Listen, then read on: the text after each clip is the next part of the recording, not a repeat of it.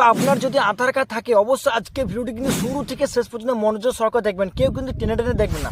কারণ আধার কার্ডে কিন্তু বড় আপডেট চলে এসেছে, আধার কার্ডে একটা ভয়ানক পরিবর্তন চলে এসেছে।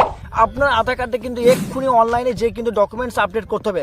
যদি আপনার আধার কার্ডের মধ্যে ডকুমেন্টস আপডেট না করেন তাহলে কিন্তু আপনার আধার কার্ডটি কখন বন্ধ হয়ে যাবে বা কখন যে আপনাকে 1000 টাকা কি 2000 টাকা কি আরও বেশি চার্জ লাগতে পারে, পরবর্তী ক্ষেত্রে কিন্তু আপনি আর বাঁচাতে পারবেন না।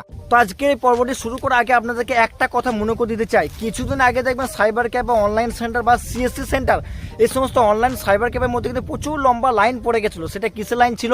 সেই যে লাইনটা ছিল কিন্তু প্যান কার্ডের সাথে আধার কার্ডের লিঙ্কের, এমনকি 1000 টাকা পর্যন্ত কিন্তু গভর্নমেন্ট চার্জ করেছিল। সেই যে 1000 টাকা করে চার্জ করলো প্যান কার্ডের সাথে আধার কার্ড লিঙ্ক করার জন্য, এই যে চার্জটা দিয়েও কিন্তু অনেক শতাংশ মানুষ প্যান কার্ডের সাথে আধার কার্ড লিঙ্ক করেছে, নাহলে কিন্তু প্যান কার্ড বন্ধ হয়ে যাবে এমনও কিন্তু খবর পাওয়া গেছিলো আমাদের গভর্নমেন্ট থেকে। আর ইনকাম ট্যাক্স ডিপার্টমেন্ট থেকে কিন্তু এই নোটিশটি কিন্তু জারি করা হয়েছিল।